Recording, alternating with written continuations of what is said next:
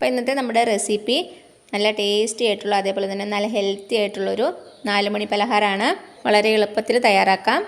കുട്ടികൾക്കൊക്കെ നന്നായിട്ട് ഇഷ്ടമാകും. സ്കൂൾ വിട്ട് വരുമ്പോൾ ഉണ്ടാക്കി കൊടുക്കാൻ പറ്റിയ പലഹാരമാണ്. അപ്പം നമുക്കിതെങ്ങനെ ഉണ്ടാക്കുന്നതെന്ന് നോക്കിയാലോ. അപ്പോൾ നമ്മുടെ ഈ 4 മണി പലഹാരം ഉണ്ടാക്കാൻ വേണ്ടിയിട്ട് ഞാനിപ്പോൾ ഒരു ബൗളിലേക്ക് 1 കപ്പ് അരിപ്പൊടി ഇട്ട് കൊടുക്കുവാണ്. നമ്മൾ അപ്പോൾ ഇടിയപ്പമൊക്കെ ഉണ്ടാക്കുന്ന നൈസായിട്ടുള്ള അരിപ്പൊടി. ഇതിലേക്ക് നമുക്ക് കുറച്ച് ഉപ്പ് ചേർത്ത് കൊടുക്കാം. നന്നായിട്ടൊന്ന് മിക്സ് ചെയ്യാം. അപ്പോൾ അത് നന്നായിട്ടൊന്ന് മിക്സ് ചെയ്ത് കൊടുത്തിട്ടുണ്ട്. ഇനി നമുക്ക് കുറച്ച് വെള്ളം ഒന്ന് തിളപ്പിക്കാൻ വയ്ക്കാം. അപ്പോൾ അതാ ഞാനൊരു സോസ് പാനിൽ 1.5 കപ്പ് വെള്ളം ഒഴിച്ച് കൊടുത്തു. ഈ വെള്ളം നന്നായിട്ടൊന്ന് തിളച്ച് വരട്ടെ. അപ്പോൾ ഇത് തിളയ്ക്കുന്ന വരെ നമുക്ക് വെയിറ്റ് ചെയ്യാം. അപ്പോൾ അതാ നമ്മുടെ വെള്ളം തിളച്ചിട്ടുണ്ട്. ഇതിലേക്ക് 1 ടീസ്പൂണ് നെയ്യ് ഞാൻ ചേർത്ത് കൊടുക്കുവാണ്. നെയ്യുടെ ടേസ്റ്റ് ഇഷ്ടമല്ലെങ്കിൽ കുറച്ച് എണ്ണയായാലും ഒഴിച്ച് കൊടുത്താൽ മതി. അപ്പം നന്നായിട്ട് തിളച്ചിട്ടുണ്ട്. ഇനി നമുക്ക് നമ്മുടെ അരിപ്പൊടിയിലേക്ക് കുറേശ്ശായിട്ട് ഒഴിച്ച് കൊടുക്കാം.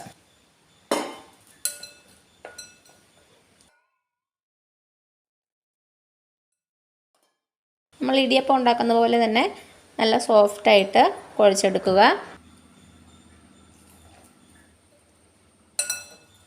അപ്പം നമ്മൾ അത്യാവശ്യത്തിന് വെള്ളം ചേർത്ത് നന്നായിട്ട് കുഴച്ചെടുത്തു. നമ്മൾ 1.5 കപ്പ് വെള്ളം തിളപ്പിച്ചിട്ട് മുഴുവനായിട്ട് ഞാൻ ഒഴിച്ചിട്ടില്ല. ഇത്രയും ബാക്കിയുണ്ട്. വെള്ളം ഒരേ ടൈമിൽ ഒത്തിരി അങ്ങ് ഒഴിക്കരുത്. ആവശ്യത്തിന് മാത്രം ഒഴിച്ചു കൊടുത്താൽ മതി.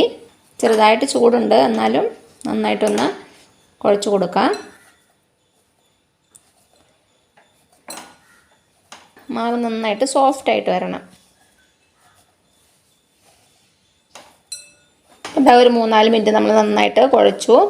ഇത്രയും മതി. നമ്മുടെ മാവ് നല്ല സോഫ്റ്റായിട്ടുണ്ട്.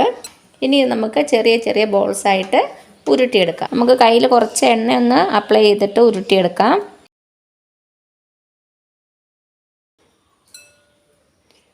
ഞാൻ ഈ ഒരു വലുപ്പത്തിലാണ് ഉരുട്ടിയെടുക്കുന്നത്.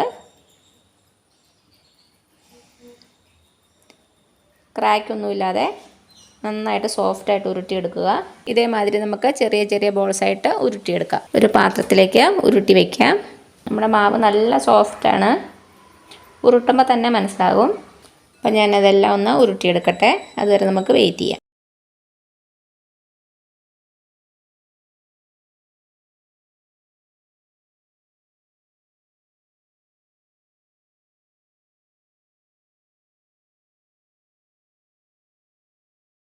അപ്പോൾ അതാ നമ്മുടെ കൊഴുക്കട്ടകളെല്ലാം ഞാൻ ഉരുട്ടി വെച്ചു. ഇനി നമുക്കൊന്ന് ആവിയിൽ വേവിക്കണം.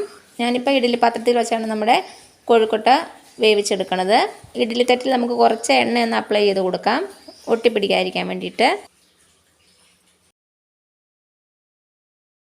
ഇനി നമുക്ക് ഓരോരോ കൊഴുക്കട്ട എടുത്ത് ഇഡ്ഡലി തട്ടിൽ വെച്ച് കൊടുക്കാം.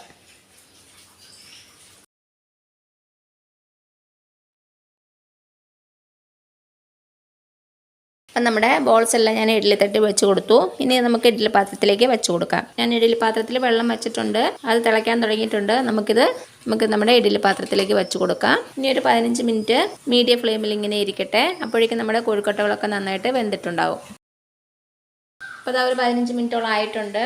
നമ്മുടെ കൊഴുക്കട്ടയൊക്കെ വെന്തിട്ടുണ്ടാവും. തുറന്നു നോക്കാം. നന്നായിട്ട് വെന്തിട്ടുണ്ട്. ഇതിനെ നമുക്ക് വേറൊരു പാത്രത്തിലേക്ക് മാറ്റാം. അപ്പോൾ അതാ ഞാനൊരു പാൻ വെച്ചിട്ടുണ്ട്. നമുക്ക് ഈ പാനിലേക്ക് ഒരു 1/2 കപ്പോളം ശർക്കര ചീകിയത് ചേർത്ത് കൊടുക്കാം. ഇതിൻ്റെ കൂടെ തന്നെ നമുക്കൊരു 1/4 കപ്പ് വെള്ളവും കൂടെ ചേർത്ത് കൊടുക്കാം. ഇത് നന്നായിട്ടൊന്ന് മെൽറ്റായിട്ട് വരട്ടെ. അപ്പോൾ അതാ നോക്കിയാൽ നമ്മുടെ ശർക്കര നന്നായിട്ട് മെൽറ്റായിട്ട് വന്നിട്ടുണ്ട്. ഇനി ഇതിലേക്ക് നമുക്കൊരു 3/4 കപ്പ് ചെറിയ തേങ്ങ ചേർത്ത് കൊടുക്കാം.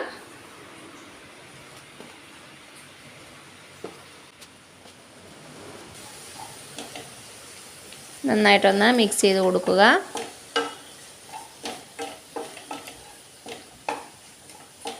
ടേസ്റ്റ് ബാലൻസ് ചെയ്യുന്നതിന് 2 നുള്ള ഉപ്പും കൂടെ ചേർത്ത് കൊടുക്കാം. ഇനി ഇതിലേക്ക് നമുക്കൊരു 1/4 ടീസ്പൂൺ ജീരകം ചേർത്ത് കൊടുക്കാം. ജീരകം എന്ന് പറയുമ്പോൾ നല്ല ജീരകം, ക്യുമിൻ സീഡ്സ്. ഇനി ഇതിലേക്ക് ഒരു 1/2 ടീസ്പൂൺ ഏലക്കാപ്പൊടി ചേർത്ത് കൊടുക്കാം. കുറച്ച് കാഷ്യൂ നട്ടും കൂടെ ചേർത്ത് കൊടുക്കുകയാണ്.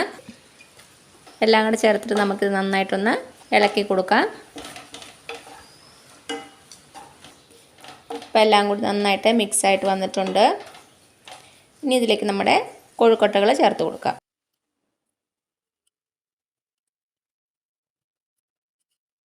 നന്നായിട്ടൊന്ന് മിക്സ് ചെയ്ത് കൊടുക്കാം. ചെറിയ തീയിൽ തന്നെയാണ് വച്ചേക്കണത്.